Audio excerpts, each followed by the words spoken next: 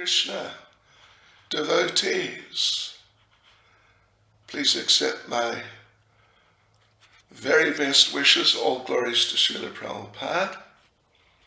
This is Bhakti Chaitanya Swami here,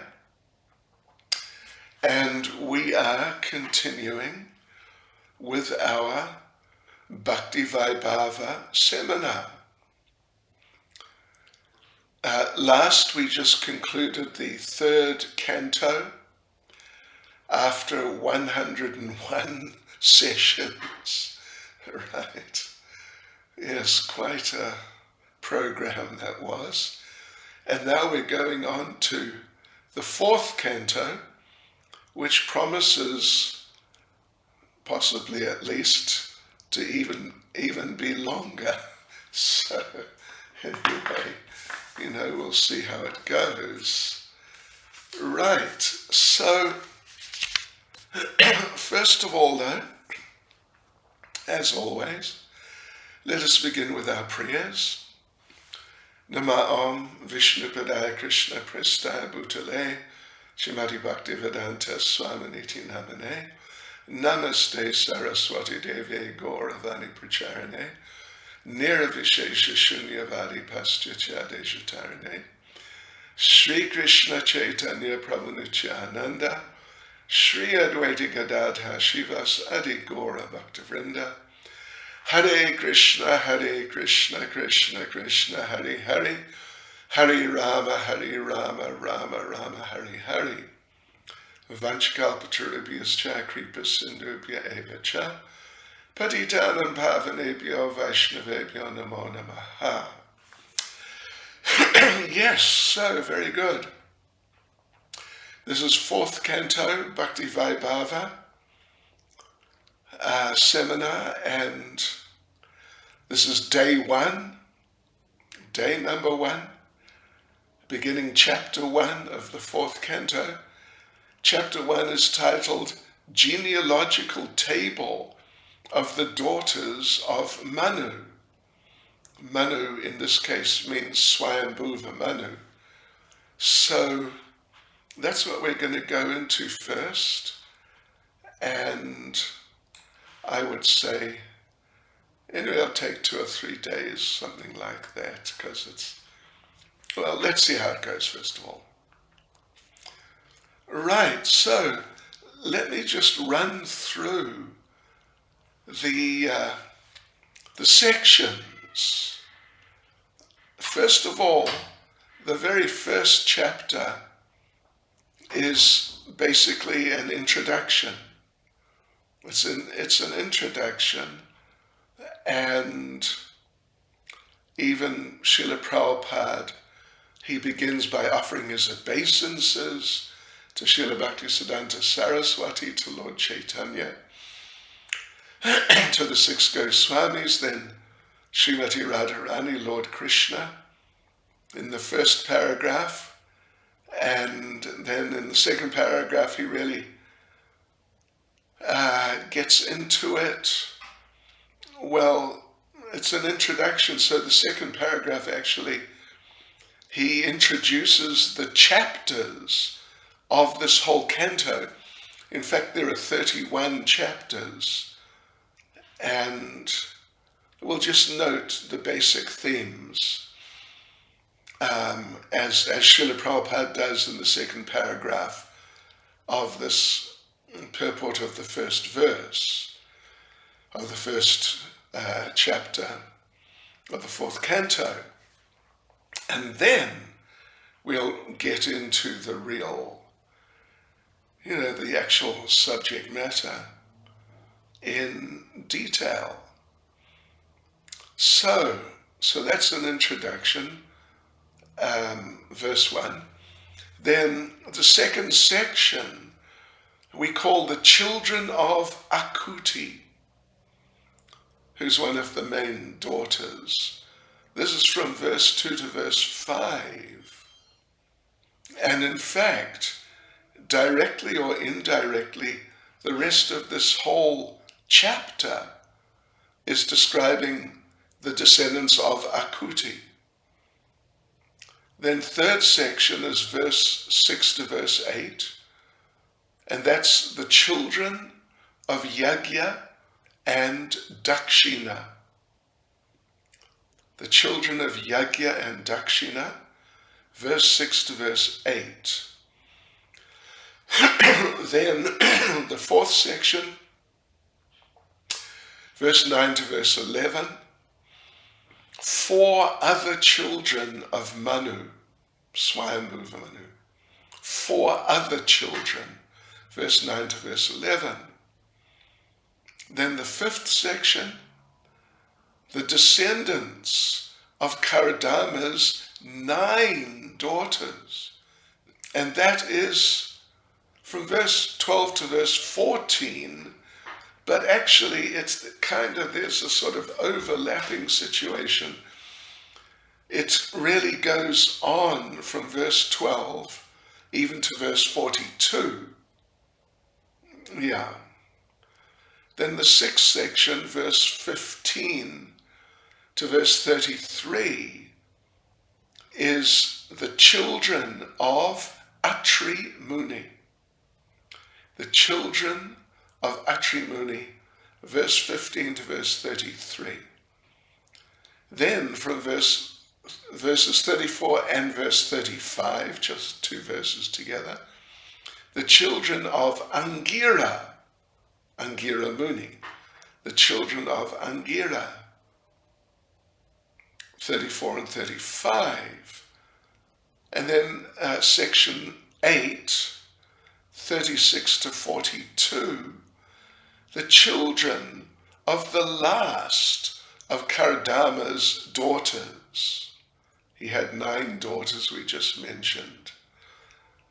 So the children of the last of those daughters, verse 36 to verse 42. Then 9th section, verse 43 to verse 52, the descendants of other children of Manu. Then the 10th section is verse 53 to verse 59, the appearance of Nara-Narayana, Rishi. The appearance of Nara-Narayana, verse 53 to verse 59. And then an 11th section. This is one of a number of long chapters in this canto. It really is. The longest chapter, I think, is, if I remember correctly, 82 or maybe even 85. That's really long. So, the 11th section, verse 60 to verse 66, further descendants, concluding with Sati. So let us begin by reading the first verse, which is the first section. Let me just open it here. So this is an introduction. It's an introduction actually to the entire 4th canto. Here's the translation of verse number 1. Sri Maitreya said, Swayambhuva Manu begot 3 daughters in his wife Shatarupa, and their names were Akuti, Devahuti, and Prasuti. You know, that practice is there even now in many families. They give the children, or some of the children, or all of them, names which kind of, they go together, right? Okay, so, the first paragraph. Let us just read it. I think it would be nice to read it, yeah. Prabhupada is offering prayers. First of all, let us offer our respectful obeisances unto our spiritual master, Om Vishnupad Sri Srimad Bhakti Siddhanta Saraswati Goswami Prabhupada, by whose order I am engaged in this Herculean task of writing commentary on the Srimad Bhagavatam as the Bhaktivedanta purports. By His grace, we have finished 3 cantos already, and we're just trying to begin the 4th canto. By His divine grace, let us offer our respectful obeisances unto Lord Chaitanya, who began this Krishna consciousness movement of Bhagavad-dharma 500 years ago. And through His grace, let us offer our obeisances to the 6 Goswamis. And then let us offer our obeisances to Radha and Krishna, the spiritual couple who enjoy eternally in Vrindavan with their cowherd boys and damsels in Vrajabhumi. Let us also offer our respectful obeisances to all the devotees and eternal servitors of the Supreme Lord. So there you go, devotees. That's the first paragraph. Very, very nice. Prabhupada's offering obeisances, even to all the devotees. That includes you. Yeah. So, second paragraph, Srila Prabhupada gives a little overview, very brief, of the entire 4th canto. Let's just have a look here. Prabhupada says in the first chapter of this 4th canto, what we're looking at right at this moment, there are descriptions of the 3 daughters of Swayambhuva Manu and their descendants. Yes, the next 6 chapters describe the sacrifice performed by King Daksha and how it was spoiled. That's true. Anyway, we'll get there in the next few days. That's pretty dramatic. Daksha's offences against Lord Shiva, and then Daksha getting destroyed because of the offences. So that's from chapter 2 to chapter 7. And then Prabhupada says, thereafter, the activities of Maharaj Dhruva are described in 5 chapters. Then, in 11 chapters, the activities of King Prithu are described. And then the next 8 chapters are devoted to the activities of the Pracheta kings, the sons of King Prachinabarhishat. So there you go. That's 1, 6, 7, 12, 23. That's all the chapters. First chapter right now describing the 3 daughters of Swayambhuva Manu and their descendants. Next 6, the Daksha Yajna and how it was spoiled. Then Dhruva Maharaj, 5 chapters. Prithu Maharaj, 11 chapters. And the Prachetas, 8 chapters, makes 31. Make a note of that. You know, it's important, in my opinion, to have the structure there. Yes, rather than just sort of, just going through. To have the structure in you could say, a very orderly way of what we're studying. In my mind, it really helps a lot. So, okay, now we conclude the purport, the 3rd paragraph, and Srila Prabhupada just notes that Swayambhuva Manu had 3 daughters, Akuti, Devahuti, and Prasuti. And, of course, in the 3rd canto, we've already read at length about Devahuti, along with her husband Kardama Muni and their son, Lord Kapila. So that's already been dealt with, you could say. So what we're going to go on to now is the next daughter, well, actually the first daughter, in fact. The first daughter is Akuti. And here her descendants are going to be described. All right. Then, there'll be mention of Prasuti also. So then,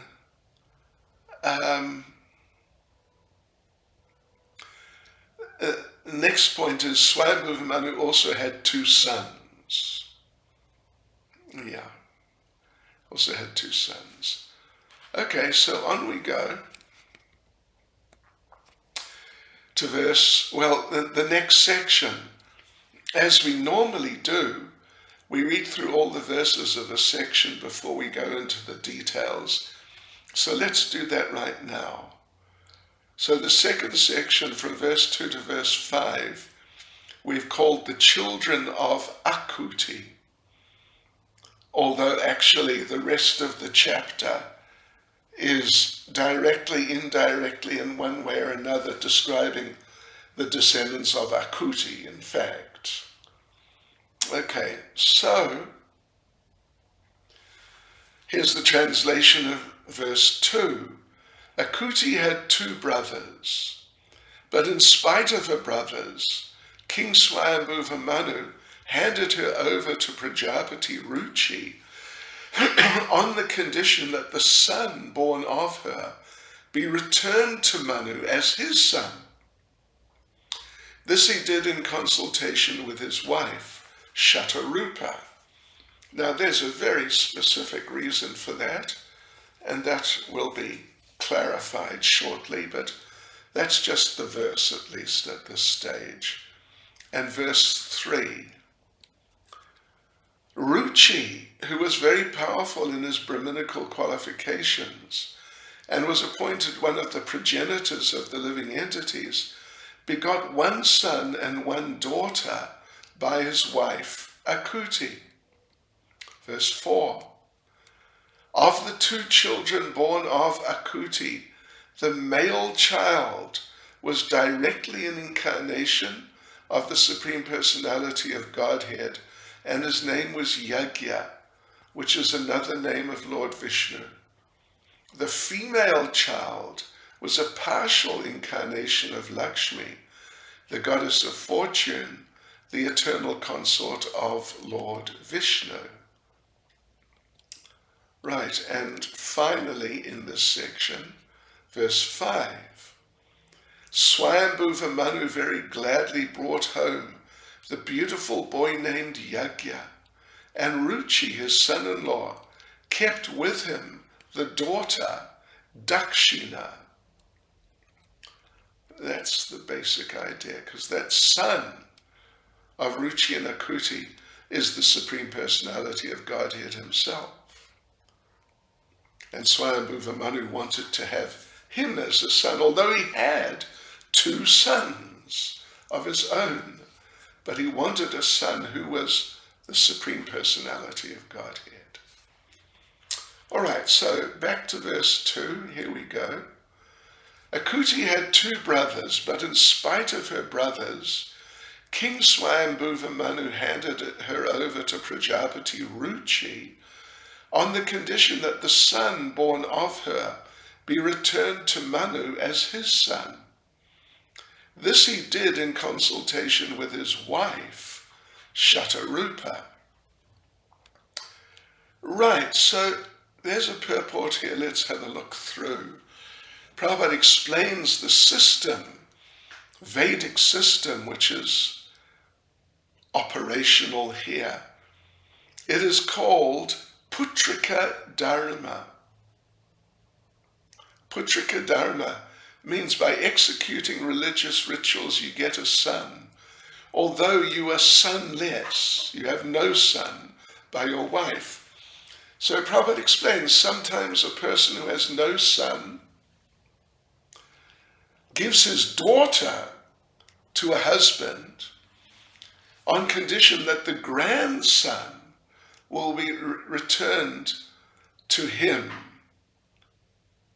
the father of the girl who's going to give birth to a son. That the son of his daughter be given back to him means he's the grandfather, really. Excuse me, to become the son and to inherit property. So Prabhupada explains in the purport, this is called Putrika-dharma, executing religious, by executing religious rituals you get a son, although you're actually sonless by your own wife. Your wife has not given birth to a son at all. Prabhupada refers to Srila Vishwanath Chakravarti Thakur, who says that even though this is very extraordinary, the thing is that Swayambhuva Manu knew that the Supreme Lord would be born from Akuti, and he wanted that son as his own. So yeah, he's ambitious, you could say, to have the Supreme Lord as his son and grandson.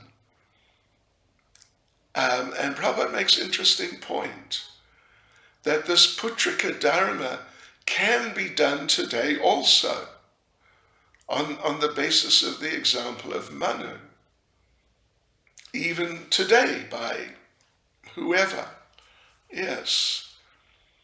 So Prabhupada concludes the purport by saying that thus, even though one has a son, if one wants to have a particular son from one's daughter, one may give one's daughter in charity on that condition.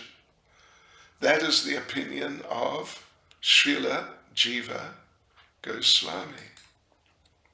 Verse 3, Ruchi, who was very powerful in his Brahminical qualifications and was appointed one of the progenitors of the living entities, begot one son and one daughter by his wife Akuti. Prabhupada notes that one of the words in the verse, Brahma Varchasvi, is significant. It means someone who's spiritually very powerful. So it's referring to Ruchi, who's very strict Brahmin. And Prabhupada then lists out Brahminical qualifications: control of the senses, control of the mind, cleanliness within and without, development of spiritual and material knowledge, simplicity, truthfulness, faith in the Supreme Personality of Godhead, etc. Prabhupada says, etc. So there's so many qualities of a qualified Brahmin, and Ruchi had them all because he followed all the Brahminical principles rigidly. So therefore he's mentioned specifically as Brahma Varchasvi. Well, Prabhupada then talks about Brahma Bandhu, someone who's born in a Brahmin family but is not like Ruchi, is not carrying out the Brahminical, maintaining Brahminical principles. They're just more or less like ordinary people. Prabhupada says they're on the level of Sudras and women. Brahma Bandhu means literally a friend of a Brahmin. Yes. So, and Prabhupada notes that Vyasadeva compiled Mahabharata for such people, Sri Sudra Brahma Bandhu. That's mentioned in 1st Canto, chapter 4, verse 25. So these classes are considered less intelligent. They don't have access to study the Vedas because only the Brahmins do, or at least qualified second-born personalities. It's all based on qualification, not on birth. And the thing is that the Vedic literatures are such that they can't be understood unless you've got Brahminical qualifications. And now, Prabhupada makes the point, now it's very regrettable that people who do not have these qualifications and they're not trained by a spiritual master, they try to comment on Vedic literatures like the Bhagavatam, like Bhagavad Gita and so on, but they don't have the qualification, so they can't deliver the message. And Prabhupada concludes the purport by saying, Ruchi was considered a first-class Brahmin Therefore he's mentioned here as Brahmavarchas V, one who had full prowess in Brahminical strength. Verse 4, of the two children born of Akuti, the male child was directly an incarnation of the Supreme Personality of Godhead, and his name was Yajna, which is another name of Lord Vishnu. The female child was a partial incarnation of Lakshmi, the goddess of fortune, the eternal consort of Lord Vishnu. So there's a very short purport here. Lakshmi, of course, consort of Vishnu. And it's interesting that both Lakshmi and Vishnu appeared from Akuti simultaneously. Yeah. Actually, they're both beyond the material nature. As Shankaracharya said, Narayana Parovyaktat. Narayan is from the higher level, beyond the material level.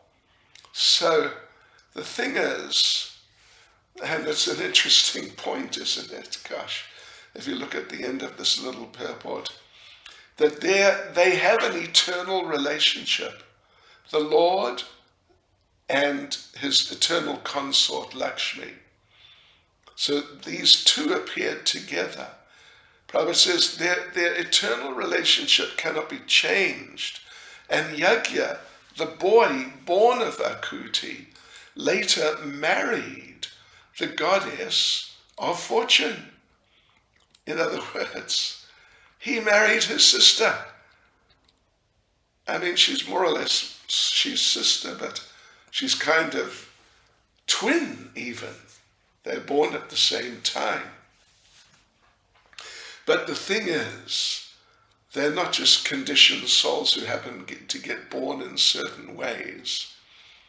They're actually the Supreme Personality of Godhead and his eternal consort, appearing by their own wills to continue to develop their very sacred relationship, which is already there as husband and wife.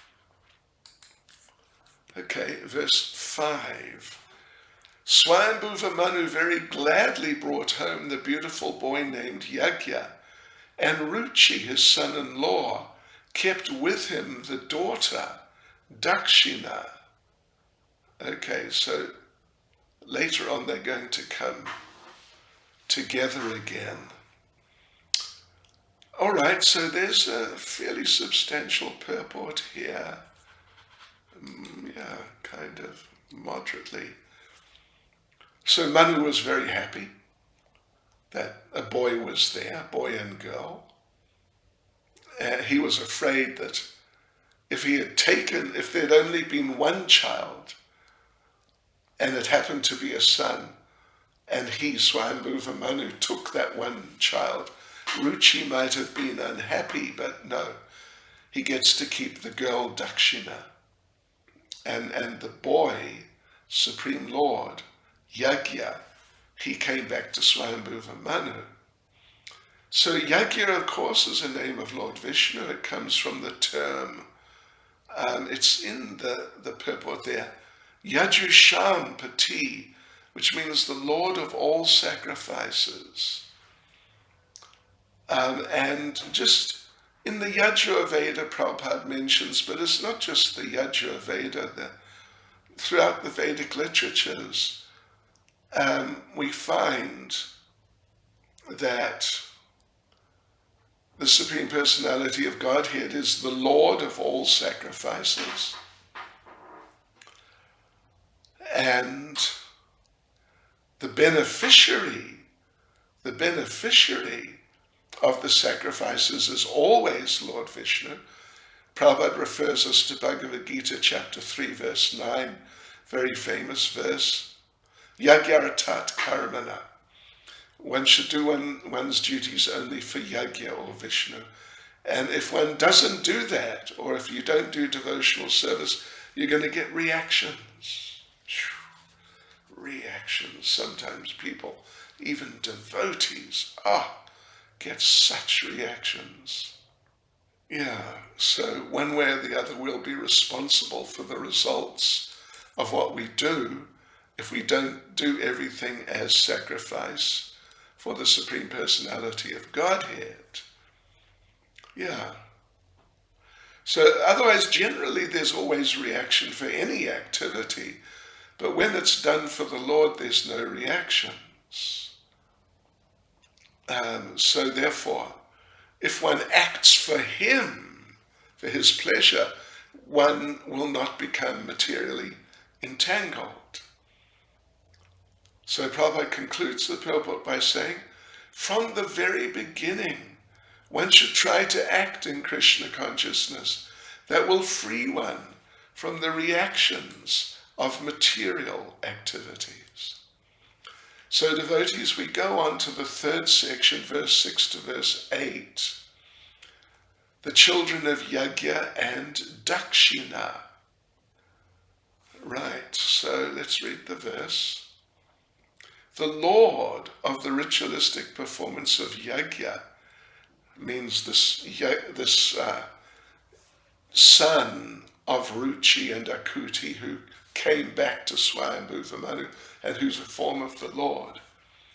So the Lord of the ritualistic performance of Yajna later married Daksina, who was anxious to have the personality of Godhead as a husband. And in this wife, the Lord was also very much pleased to beget 12 children.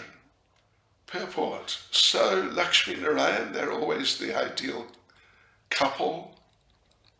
Yes, ideal husband and wife. They can be Prabhupada makes the point that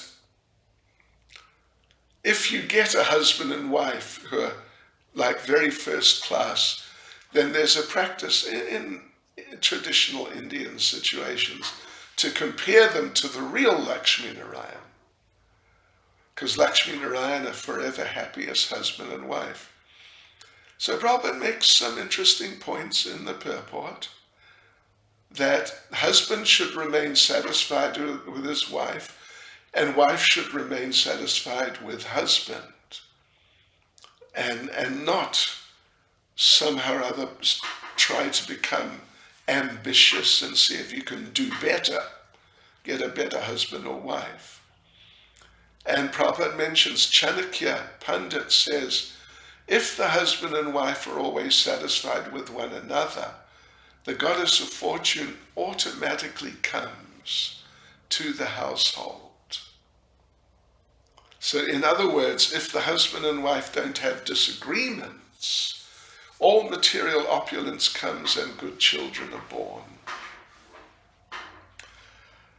Yeah, so Prabhupada makes, it's really interesting and important point that Vedic civilization includes, among many other things, that a wife is trained to be satisfied in all conditions.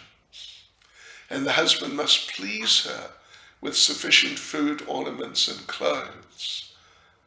Then if they're satisfied with their mutual dealings, then good children will come, and the whole world can become peaceful.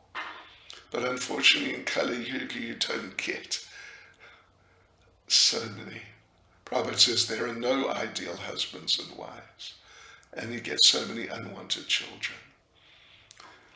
Okay, so let's go on. You know what we're doing here, it's only, this section is only 3 verses, so I'm just going straight through it, rather than the previous section where I first of all read the verses and then came back and went through them again with their purports. So, okay, on we go to verse 7, and it's a verse with no purport. The 12 boys born of Yajna and Daksina were named Tosha, Pratosha, Santosha, Bhadra, Santi, Idaspati, Idma, Kavi, Vibhu, Swana, Sudeva, and Rochana. Verse 8. During the time of Swayambhuva Manu, these sons all became the demigods, collectively named the Tushitas. Marichi became the head of the 7 rishis, and Yajna became the king of the demigods. Indra. Wow, how's that? Yajna, who we've just been reading about, he becomes Indra. So there's a purport here, short purport. Prabhupada makes the point that you get these 6 kinds of living entities generated from Tushitas, from the Tushitas. They're a group referred to in the verse. They're a group of demigods, collectively named the Tushitas. And then the sages, headed by Marichi, Marichi became the head of the 7 sages, 7 rishis, and Yajna became Indra. So, and then all of them, of course, the idea is, Manu's idea, Lord Brahma's idea, is they'll increase the population of the universe. So they all did that in order to fill the universe. So these 6 kinds of living entities generated from the Tushitas, they are the Manus, the demigods, the Manu Putras, the sons of the Manus, the Avatars, like partial incarnations, the Sureshwaras, and the Rishis. And Prabhupada concludes the purport by saying, Yajna, being the incarnation of the Supreme Personality of Godhead, became the leader of the demigods, Indra. So we move on. Next section is from verse 9 to verse 11. And we call it 4 other children of Manu. Now the thing here is that 9, 10, and 11, there's no purports. So I'm just going to read the verses and then carry on. Okay, verse 9. Swayambhuva Manu's 2 sons, Priyavrata and Uttanapad, became very powerful kings, and their sons and grandsons spread all over the 3 worlds during that period.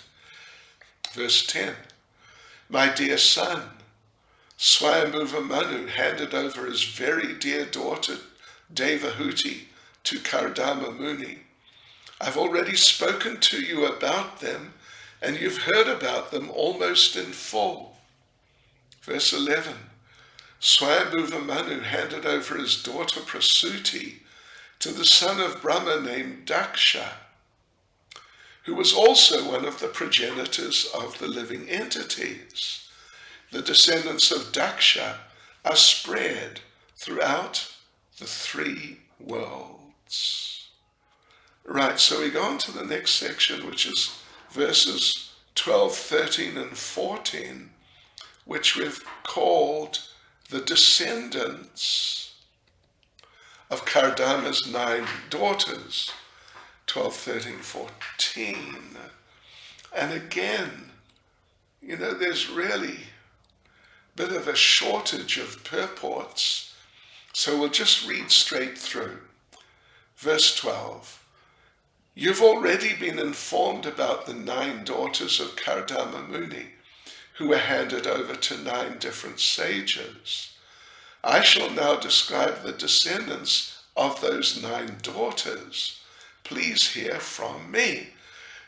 So there's a 1-sentence purport, and Prabhupada just notes Kardama Muni and 9 daughters from Devahuti already been described, and how they were handed over to great sages like Marichi, Atri, and Vasishta. Verse 13, Kardama Muni's daughter Kala, who was married to Marichi, gave birth to 2 children, whose names were Kashyapa and Purnima. Their descendants are spread all over the world. All right. And verse 14. My dear Vidura, of the 2 sons, Kashyapa and Purnima, Purnima begot 3 children, namely Viraja, Vishvaga, and Devakulya. Of these 3, Devakulya was the water which washed the lotus feet of the personality of Godhead, and which later on transformed into the Ganges of the heavenly planets. Wow, that's amazing, isn't it? Listen to, that was amazing. Devakulya, one of the 3 children of Purnima. So there is something very short. Well, there's a little bit of a purport. So Prabhupada makes the point that here we're reading of Purnima's descendants, and more is going to be said in the 6th canto about them, and that now Devakulya is the presiding deity of the river Ganges, which is accepted, Prabhupada says, accepted to be sanctified because it touched the lotus feet of the Supreme Personality of Godhead, Hari. Right, so on we go, devotees. The next section is, it's the 6th section, so it's a bigger, quite a big section, the children of Atri Muni. And we must read through this, just the verses.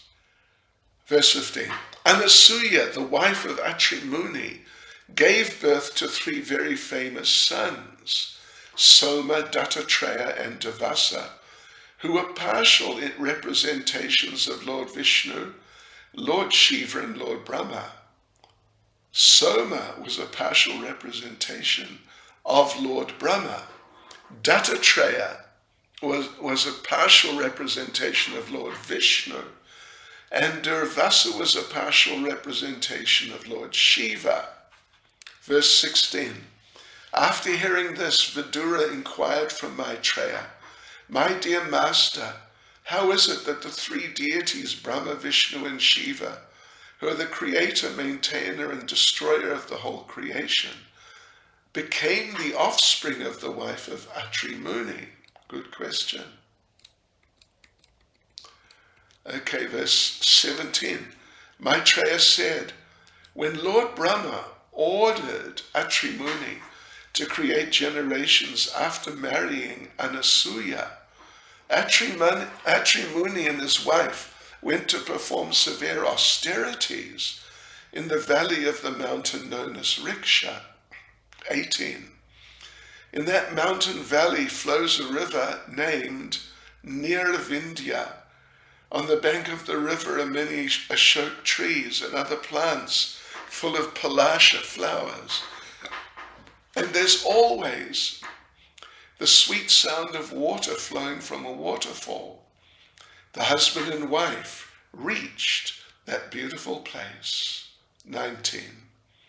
There the great sage concentrated his mind by the yogic breathing exercises, and thereby controlling all attachment, he remained standing on one leg only, eating nothing but air, and stood there on one leg for 100 years. 20. He was thinking, may the Lord of the universe, of whom I've taken shelter, kindly be pleased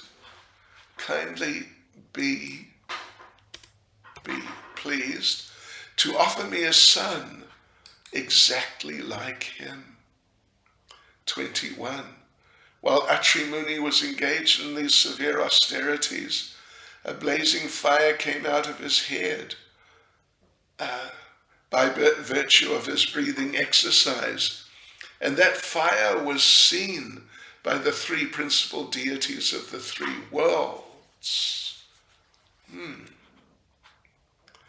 22. At that time, the three deities approached the hermitage of Atri Muni, accompanied by the denizens of the heavenly planets, such as the celestial beauties, the Gandharvas, the Siddhas, the Vidyadharas, and the Nagas. Thus they entered the ashram of the great sage, who had become famous by his austerities. 23.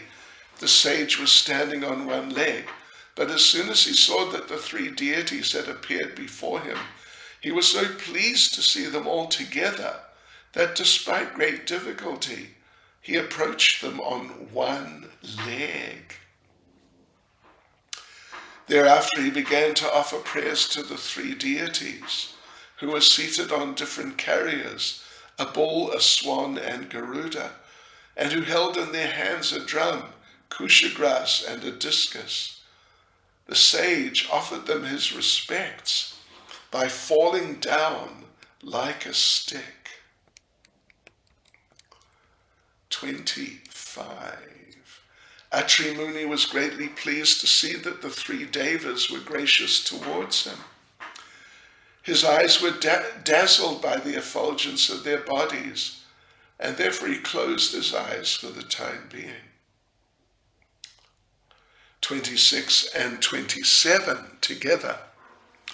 But since his heart was already attracted by the deities, somehow or other he gathered his senses, and with folded hands and sweet words, he began to offer prayers to the predominating deities of the universe. The great sage Atri said, O Lord Brahma, Lord Vishnu, and Lord Shiva, you have divided yourself into three bodies by accepting the three modes of material nature, as you do in every millennium for the creation, maintenance, and dissolution of the cosmic manifestation. I offer my respectful obeisances unto all of you, and beg to inquire whom of you three I have called by my prayer. Verse 28. I called for the Supreme Personality of Godhead, desiring a son like him, and I thought of him only. But although he's far beyond the mental speculation of man, all three of you have come here. Kindly let me know how you've come, for I'm greatly bewildered about this. Verse 29. The great sage Maitreya continued, upon hearing Atri Muni speak in that way, the three great deities smiled, and they replied in the following sweet words. 30. The three deities told Atri Muni, Dear Brahman, you are perfect in your determination, and therefore as you have decided, so it will happen. It will not happen otherwise. We are all the same person upon whom you are meditating, and therefore we've all come to you. 31. 32 and 33, all three of them, there's no purports. You will have sons who will represent a partial manifestation of our potency, and because we desire all good fortune for you, those sons will glorify your reputation throughout the world. Thus, while the couple looked on, the three deities, Brahma, Vishnu, and Maheshwara, disappeared from that place after bestowing upon Atri Muni the benediction. All right, and verse 33. Thereafter, from the partial representation of Brahma, the moon god was born of them. From the partial representation of Vishnu, the great mystic Dattatreya was born. And from the partial representation of Shankara, Lord Shiva, Devasa was born. Now you may hear from me of the many sons of Angira. So verse 15, Anasuya, the wife of Atri Muni, gave birth to 3 very famous sons, Soma, Dattatreya, and Devasa, who were partial representations of Lord Vishnu, Lord Shiva, and Lord Brahma. Soma was a partial representation of Lord Brahma. Dattatreya was a partial representation of Lord Vishnu, and Devasa was a partial representation of Lord Shiva. Here we find, Prabhupada points out, we find the words Atma Isha Brahma Sambhavan. Atma means super soul Vishnu, Isha means Shiva, Brahma means 4-headed Brahma. So these 3 sons were born as partial representations of these deities. So Vishnu is the seed-giving father of them, including of Brahma and Shiva. Prabhupada's examining this term Atma. Another meaning of Atma is the principle who is super soul in every Atma, or soul of every one, became manifest as Dattatreya, because the word angsa, meaning part and parcel, was used here. Second paragraph. In Bhagavad Gita, the individual souls are described as parts and parcels of the Lord or the super soul. So why not accept Dattatreya as one of those parts? Brahma and Shiva are also parts. Why not accept them all as ordinary individual souls? The answer is that because even though manifestations of Vishnu and the ordinary living entities are all parts and parcels of the Lord and no one's equal to him, but there are categories among the parts and parcels. Varaha, Prabhupada points out Varaha Purana it's nicely said that there are parts which are swamsa and parts which are vibhinamsa parts. So the vibhinamsa parts are jivas, separated, and swamsa, they're the Vishnu Tattva, because swa-angsa means his own part, whereas the living entities, the jivas, are separated. So even Prabhupada makes the point that in the jiva category, there are gradations. Vishnu Purana says some of them are covered by Maya. They're moving around the creation, suffering. They're free to different degrees depending on their positions in the modes. And of course those in higher modes are better than those in lower. But, Prabhupada explains, Krishna consciousness is the birthright of all, and it's manifested to different degrees. And Prabhupada gives classic example that different lights with different powers. Some have 500 candle power, some have 1,000, some have 50. But all of them have light. Similarly, they are gradations of Brahman. And the Vishnu Swamsa expansions are like lamps. Shiva's also a lamp. Supreme candle power is in Krishna. So Vishnu Tattva have 94% of the qualities of the Lord. Shiva has 84, Brahma 78. The living entities, that's you and me, we have like Lord Brahma up to 78. But in the conditioned state, the power is dim, it's very dim. So in other words, there are gradations of Brahman. No one can deny this. Prabhupada concludes the purport by saying, therefore the words Atmesha Brahma Sambhavan indicate that Dattatreya was directly part and parcel of Vishnu, whereas Devasa and Soma were parts and parcels of Lord Shiva and Lord Brahma. Verse 16, after hearing this, Vidura inquired from Maitreya, my dear master, how is it that the 3 deities, Brahma, Vishnu and Shiva, who are the creator, maintainer, and destroyer of the whole creation, how did they become the offspring of the wife of Atri Muni? And this is an excellent question. And Prabhupada explains that. Let me just read the purport. It's only 2 sentences. The inquisitiveness of Vidura was quite fitting, for he understood that when the Supersoul, Lord Brahma and Lord Shiva, all appeared through the person of Anasuya, the wife of Atri Muni, that there must have been some great purpose. Otherwise, why should they have appeared in such a way? Verse 17, Maitreya said, when Lord Brahma ordered Atri Muni to create generations after marrying Anasuya, Atri Muni and his wife went to perform severe austerities in the valley of the mountain known as Riksha.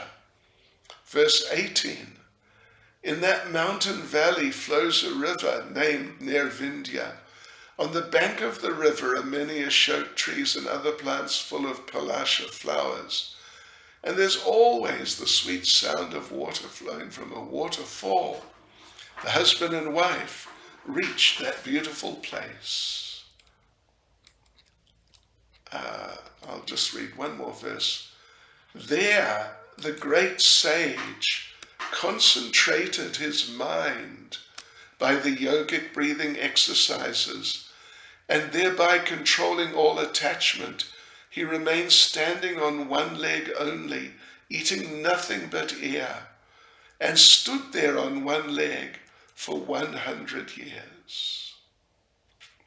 Okay, so we'll carry on tomorrow, devotees, beginning with verse 20.